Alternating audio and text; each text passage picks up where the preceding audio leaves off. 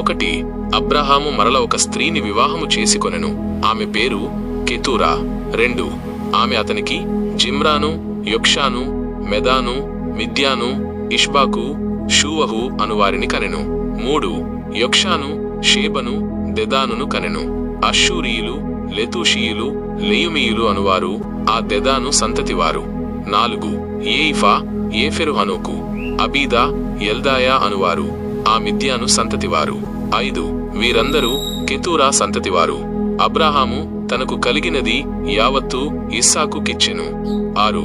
అబ్రాహాము తన ఉపపత్నుల కుమారులకు బహుమానములిచ్చి తాను సజీవుడై ఉండగానే తన కుమారుడగు ఇస్సాకు నొద్ద నుండి తూర్పు తట్టుగా తూర్పు దేశమునకు వారిని పంపివేశెను. 7. అబ్రాహాము బ్రతికిన సంవత్సరములు 175. 8. అబ్రాహాము నిండు వృద్ధాప్యమునకు వచ్చినవాడై మంచి ముసలితనమున ప్రాణము విడిచి మృతి పొంది తన పితరుల యొద్దకు చేర్చబడెను. 9. హిత్తీయుడైన సోహరు కుమారుడగు ఎఫ్రోను పొలమందలి మక్పేలా గుహలో అతని కుమారులగు ఇస్సాకును ఇష్మాయేలును అతనిని పాతిపెట్టిరి. అది మమ్రే ఎదుటనున్నది. 10. అబ్రాహాము హేతు కుమారుల యొద్ద కొనిన పొలములోనే అబ్రాహామును అతని భార్య అయిన శారాయిను పాతిపెట్టబడిరి. 11. అబ్రాహాము మృతి పొందిన తరువాత దేవుడు అతని కుమారుడగు ఇస్సాకును ఆశీర్వదించెను.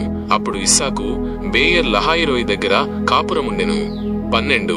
ఐగుప్తీయురాలును శారా దాసియునైన హాగరు అబ్రాహామునకు కనిన అబ్రాహాము కుమారుడగు ఇష్మాయేలు వంశావళి ఇదే. 13. ఇష్మాయేలు జ్యేష్ఠ కుమారుడైన నేబాయోతు కేదారు అక్బయేలు మిబ్షాము. 14. మిష్మా దూమానమషా. 15. అదరు తేమా, ఎతూరు నాపేషు కెదెమా. 16. ఇవి వారి వారి వంశావళుల ప్రకారము వారి వారి పేరుల చొప్పున ఇష్మాయేలు కుమారుల యొక్క పేరులు వారి వారి గ్రామములలోను వారి వారి కోటలలోను ఇష్మాయేలు కుమారులు వీరే, వారి పేరులు ఇవే. వారి వారి జనముల ప్రకారము వారు 12 రాజులు. 17. ఇష్మాయేలు బ్రతికిన సంవత్సరములు 137. అప్పుడతడు ప్రాణము విడిచి మృతి పొంది తన పితరుల యొద్దకు చేర్చబడెను. 18. వారు అష్షూరునకు వెళ్ళు మార్గమున హవీలా మొదలుకొని ఐగుప్తు ఎదుటనున్న షూరు వరకు నివసించువారు. అతడు తన సహోదరులందరి ఎదుట నివాసమేర్పరచుకొనెను. 19. అబ్రాహాము కుమారుడగు ఇస్సాకు వంశావళి ఇదే. అబ్రాహాము ఇస్సాకును కనెను. 20. ఇస్సాకు పద్దనరాములో నివసించు సిరియావాడైన బెతూయేలు కుమార్తెయును సిరియావాడైన లాబాను సహోదరియునైన రిబ్కాను పెళ్లి చేసుకొన్నప్పుడు 40 సంవత్సరములవాడు. 21. ఇస్సాకు భార్య గొడ్రాలు గనుక అతడు ఆమె విషయమై యెహోవాను వేడుకొనెను. యెహోవా అతని ప్రార్థన వినెను గనుక అతని భార్య అయిన రిబ్కా గర్భవతి ఆయను. 22.